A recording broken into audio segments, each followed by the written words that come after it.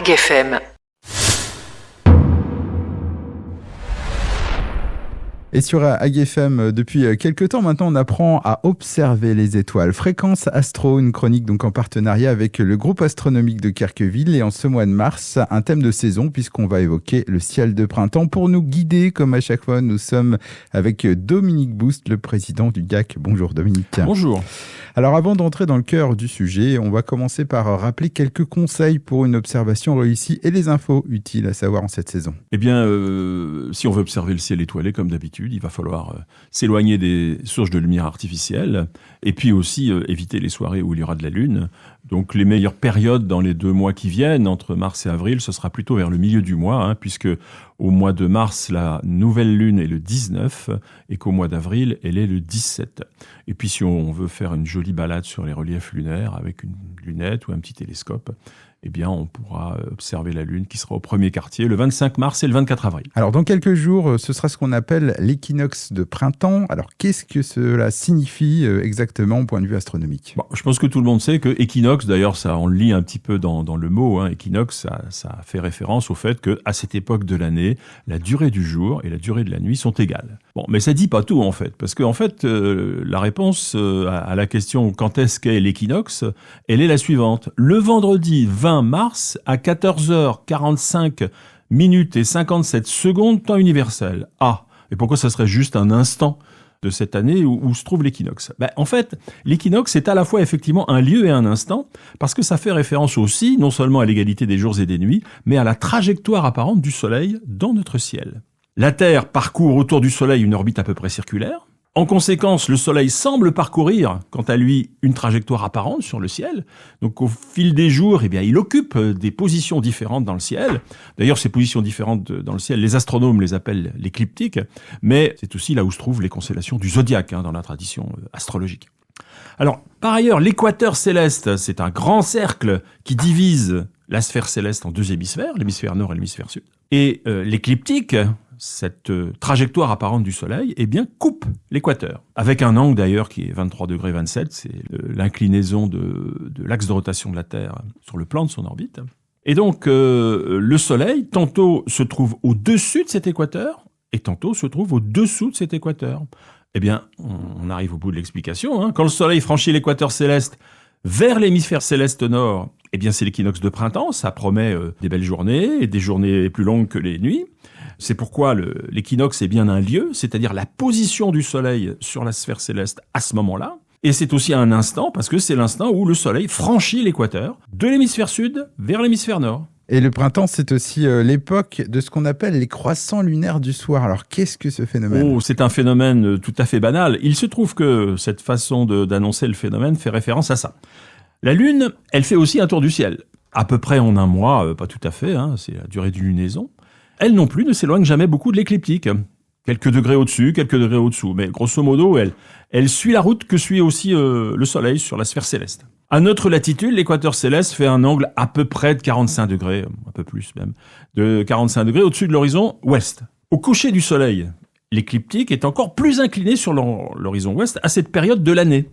De sorte que le croissant lunaire, quand il fait sa réapparition dans le ciel du soir après la nouvelle lune, il va rester plus longtemps au-dessus de l'horizon ouest, bien après le coucher du Soleil, de sorte qu'on va pouvoir l'observer dans des conditions tout à fait favorables.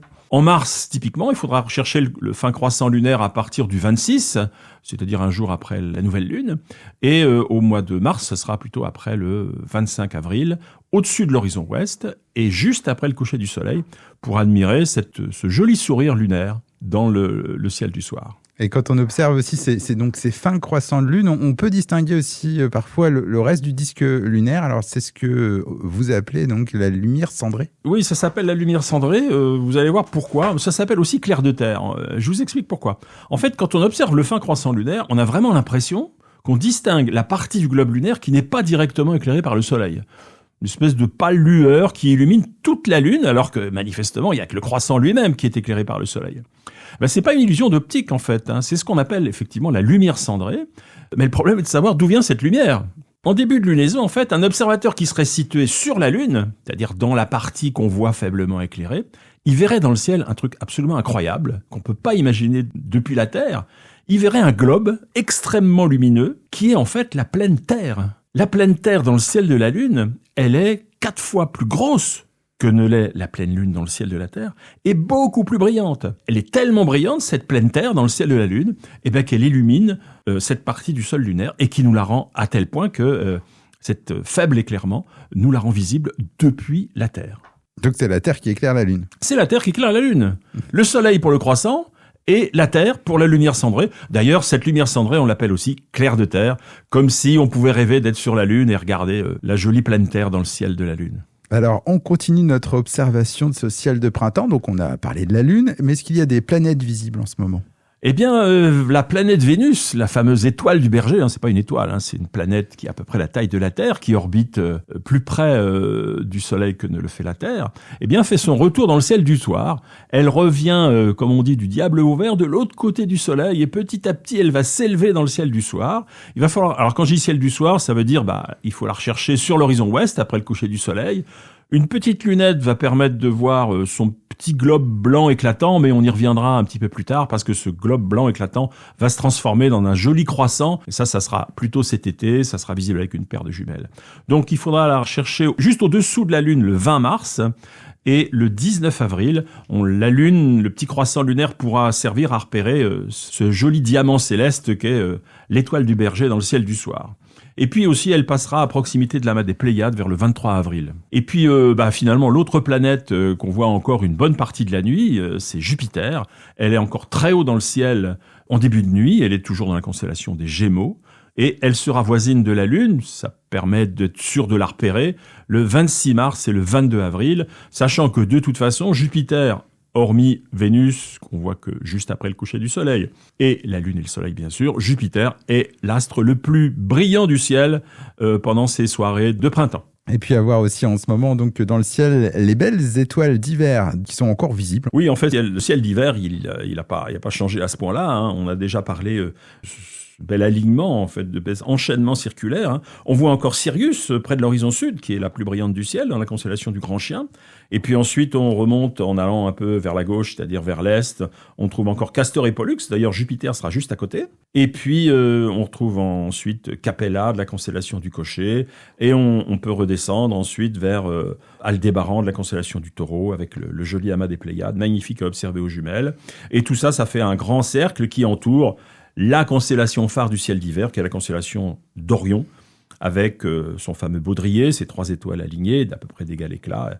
Et juste en dessous de ce baudrier, on peut aussi jeter un œil à la belle nébuleuse d'Orion, bien visible aux jumelles, et même quelquefois à l'œil nu si le ciel est assez noir. Et puis, autre événement du printemps, là, ça ne concerne plus l'observation, c'est le changement d'heure. Alors, le changement d'heure, effectivement, il ne faut pas l'oublier. Bon, je pense que vous en entendrez parler sur tous les médias. Dans la nuit du samedi 28 mars au dimanche 29 mars, à 2 heures du matin, il faudra régler les horloges sur 3 heures. C'est-à-dire qu'on va perdre 1 heure de sommeil.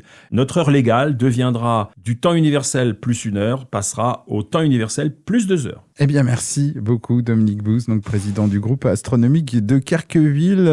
Juste un mot pour les actualités du GAC prochainement. Eh bien, on aura peut-être l'occasion d'en parler un petit peu plus tard, mais notez déjà que le jeudi 16 avril, à l'invitation de la Société des sciences de Cherbourg, qui fête cette année le bicentenaire de la naissance d'Emmanuel Liais, je prononcerai une conférence qui s'intitule « Emmanuel Liais, un astronaute dans son siècle ».